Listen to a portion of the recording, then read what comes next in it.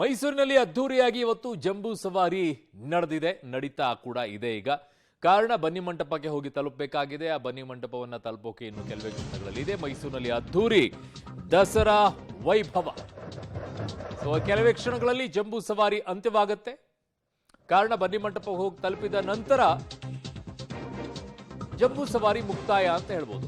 750 kg ಅದೊಂದೇ ಅಂಬಾರಿ ಅಷ್ಟೇ. ಅದರ ಜೊತೆಗೆ ಅದರ ಮೇಲೆ ಕೂತಿರುವಂತ ಮಾವುತ, ಜೊತೆಗೆ ಅದರ ಮೇಲೆ ಹಾಕಿರುವಂತ ಗಾದಿ ಎಲ್ಲ ಸೇರದೆ ಒಂದು 1100-1200 kg ಆಗುತ್ತೆ. ಸುಮಾರು 5 ಕಿಲೋಮೀಟರ್ ಗಜಗಾಂಭೀರ್ಯದಿಂದ ಹೆಜ್ಜೆ ಹಾಕಿರೋದು ಅಭಿಮನ್ಯು ಅತ್ಯಂತ ತಾಳ್ಮೆಯಿಂದ. ಈಗಾಗಲೇ ಬನ್ನಿ ಮಂಟಪವನ್ನ ತಲುಪಿದೆ ಅನ್ನುವಂತಹ ಮಾಹಿತಿ ಬರ್ತಾ ಇದೆ. ಅಲ್ಲಿಗೆ ಇವತ್ತಿನ ಜಂಬೂ ಸವಾರಿ, ಈ ವರ್ಷದ ಜಂಬೂ ಸವಾರಿ ಮುಕ್ತಾಯವಾಗಿದೆ ಅಂತಾನೆ ಹೇಳಬಹುದು.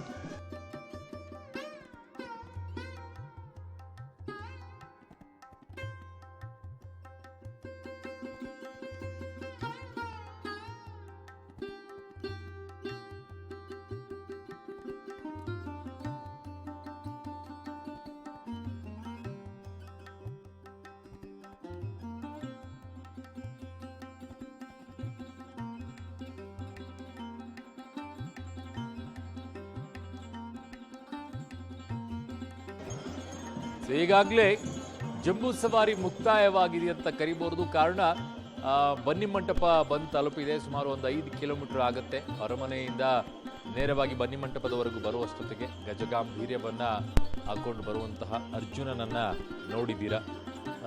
ಯಾವುದೇ ರೀತಿಯಾದಂತಹ ಯಾವ ಘಟನೆಗಳು ಕೂಡ ಇವತ್ತು ಅಹಿತಕರವಾಗಿ ನಟಲಿಲ್ಲ. ಎಲ್ಲವೂ ಕೂಡ ಒಳ್ಳೆಯದೇ ಆಗಿದೆ. ಅಲ್ಲಿ ಸ್ವಲ್ಪ ಸಣ್ಣ ಪುಟ್ಟ ಬಿಟ್ಬಿಟ್ರೆ ಇನ್ನಂಥದ್ದು ಯಾವುದು ಕೂಡ ದೊಡ್ಡ ಮಟ್ಟದಲ್ಲಿ ಏನೂ ಆಗಿಲ್ಲ. ಸುಚಿತ್ರವಾಗಿ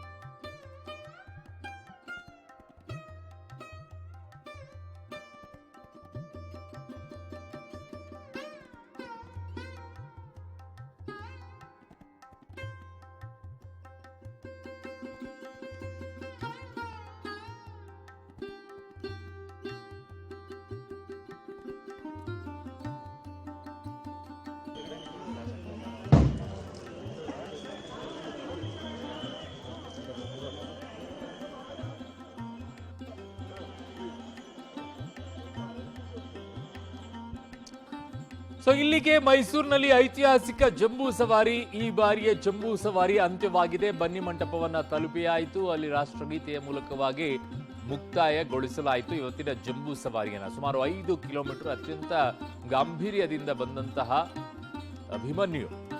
ಯಾವುದೇ ರೀತಿಯಾದಂಥ ಸಮಸ್ಯೆ ಇಲ್ಲ. ನಡು ಒಂದು ಬಾರಿ ಅಲ್ಲಿ ಇಲ್ಲಿ ಆಗಿದೆ. ಅದರ ಬಗ್ಗೆಯೂ ಕೂಡ ವರದಿಯನ್ನು ಕೊಡ್ತೀವಿ ನಿಮಗೆ. ಈಗ ಅಂತ್ಯವಾಗಿರುವಂತಹ ವರದಿ ಬರ್ತಾ ಇದೆ. ಬನ್ನಿ ಮಂಟಪ ತಲುಪಿ ಆಗಿದೆ.